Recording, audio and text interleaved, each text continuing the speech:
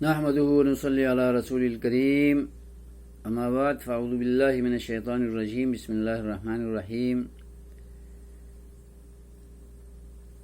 سامعین و ناظرین، السلام علیکم ورحمۃ اللہ وبرکاتہ۔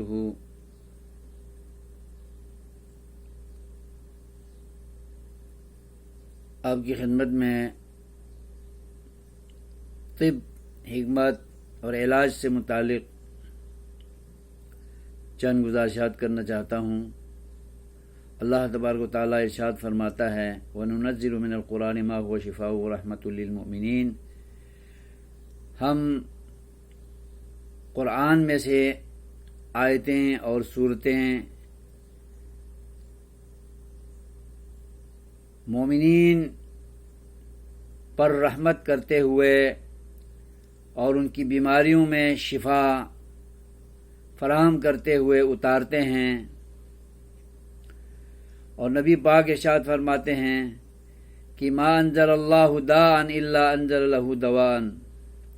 اللہ نے کوئی بھی بیماری دنیا میں اتاری ہو، کسی پر بیماری ڈالی ہو تو اس کے لیے دوا بھی اتاری ہے، اور وہ دوا جب بیماری کے موافق آئے گی تو وہ اثر کرے گی اور اللہ تعالیٰ شفا دے گا۔ یہ ایک سسٹم رکھا اللہ تعالیٰ نے۔ بیماری ایک آزمائش ہے، امتحان ہے۔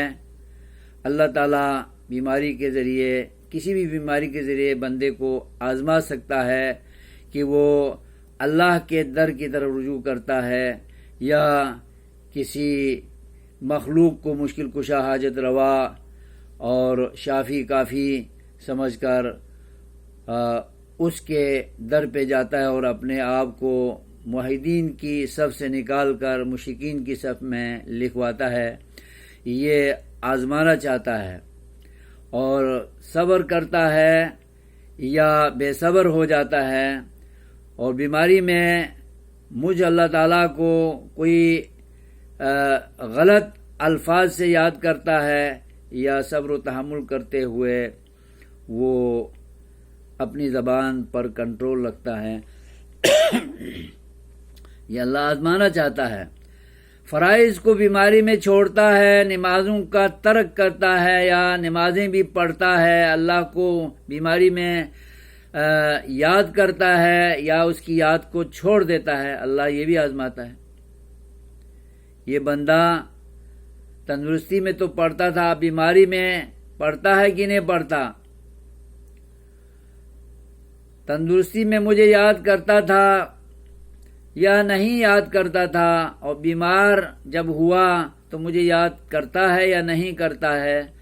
اللہ بیمار کر کے آزماتا ہے، تندرستی دے کے آزماتا ہے، مال دے کے آزماتا ہے، مال لے کے آزماتا ہے، اولاد دے کے آزماتا ہے، اولاد لے کے آزماتا ہے، اور کسی کو کچھ نہ بیٹے دیتا ہے نہ بیٹیاں دیتا ہے۔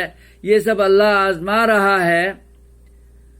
تو آزمائش میں وہی لوگ پاس ہوتے ہیں جو اللہ کی منشا اور اللہ کی مرضی کے الفاظ زبان سے ادا کرتا ہے انسان، اور اللہ کی منشا کے مطابق کوئی کام یا کوئی فعل یا کوئی قول اختیار کرتا ہے۔ یہ سب آزمائش سے گزارنے کا مرحلہ ہوتا ہے۔ دوستوں، ماؤں، بہنوں، بزرگوں، میری بیٹیوں، بیماریاں مادی بھی ہوتی ہیں، نزلہ، کھانسی، زکام، بخار، پیٹ درد، سر درد اور دانے، پھنسی، پھوڑے وغیرہ جلدی امراض ہیں۔ یہ سب مادی علاج ہیں، تو ان کا علاج مادی طریقے سے کیا جاتا ہے اور روحانی طریقے سے بھی کیا جاتا ہے۔ اللہ تعالیٰ ہی شافی ہے، چاہے مادی علاج کرائیں شافی اللہ ہے، چاہے روحانی علاج کرائیں شافی اللہ ہے۔ اللہ کی مرضی کے مطابق جیسے اس نے شفا دینی ہے وہ شفا دے گا۔ اور دوسرا طریقہ علاج روحانی ہے، وہ دم جاڑ کے ذریعے علاج کرانا، اور روحانی بیماریوں کی بھی اقسام ہیں۔ نظر بد لگ جانا، اس کی دعائیں ہیں، اور جناتی اثر ہونا، جناتی آصف میں مبتلا ہونا، اس کے لیے بھی دعائیں ہیں، اور جادو ہو جانا اس کے لیے بھی دعائیں ہیں، وظیفہ ہے اور کورس ہے، اور اللہ سے ہی رجوع کیا جانا چاہیے چاہے کوئی بھی بیماری ہو۔ نبی پاک صلی اللہ علیہ وسلم پر جب جادو ہوا تو آخری 2 صورتیں اللہ تبارک و تعالیٰ نے معوذتین اتاریں، اور ان کو پڑھ کے جب جھاڑا گیا، جب دم کیا گیا، جب علاج کا مرحلہ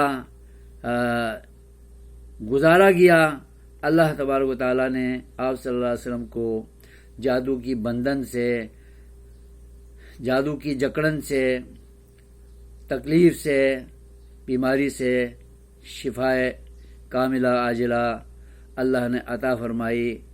تو غرض ہے کہ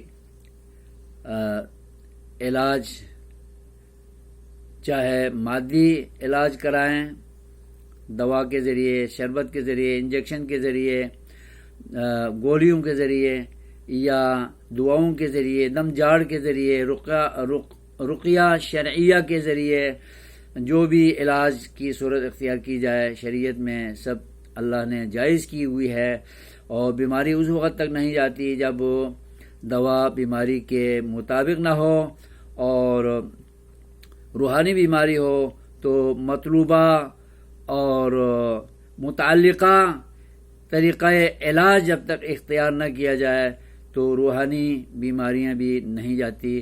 اللہ تبارک و تعالیٰ سے دعا ہے کہ وہ ہمیں بیماریوں سے بچائے رکھے، اور اگر بیمار کرے تو اللہ کی طرف ہمیں رجوع کرنا چاہیے، اور اللہ سے ہی شفا مانگنی چاہیے۔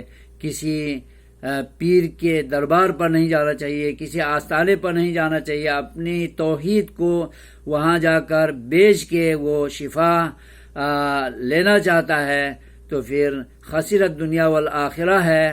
دنیا میں پیسہ خرچ ہوگا، فیس خرچ ہوگی، اور عقیدہ بیچ کر جب وہ شفا لے کر آتا ہے، شفا دینے والا وہاں بھی اللہ ہے، لیکن دودھ میں مینگنی ڈلوا کے وہ پینا چاہ رہا ہے تو پیر کے دربار پہ جا کر ایسا کر رہا ہے۔ شافی وہ کبھی بھی نہیں ہے، شافی ڈاکٹر بھی نہیں ہے، شافی تو اللہ ہے۔ ظاہری وسیلہ ڈاکٹر بنتا ہے، اور وہ تو جائز کیا اللہ کے رسول نے اور اللہ نے، لیکن کسی مخلوق کے در پہ شفا مانگنے کے لیے جاتا ہے تو پھر یہ ناجائز ہوتا ہے، یہ توحید سے شرک کی طرف تبدیل ہونے والا کردار اور کرتوت ہے، یہ حرام ہے۔ شفا اللہ سے مانگو، دعا اللہ سے مانگو، رجوع اللہ کے در کی طرف کرو، اور اللہ ہی بیمار کرنے والا ہے تو اللہ ہی شفا دینے والا ہے۔ اللہ تعالی ہمیں بیماریوں میں، تنگیوں میں، تکلیفوں میں، آزمائشوں میں، امتحانوں میں اللہ اپنے در کا محتاج رکھے، اور موحد رکھے، اور مشرک نہ بنائے، اور علاج اور راحت کی خاطر ہم اپنے عقیدے کا سودا کرنے والے نہ بنیں، اور توحید کا جنازہ نکالنے والے نہ بنیں۔ آمین یا رب العالمین۔ والسلام علیکم ورحمۃ اللہ وبرکاتہ۔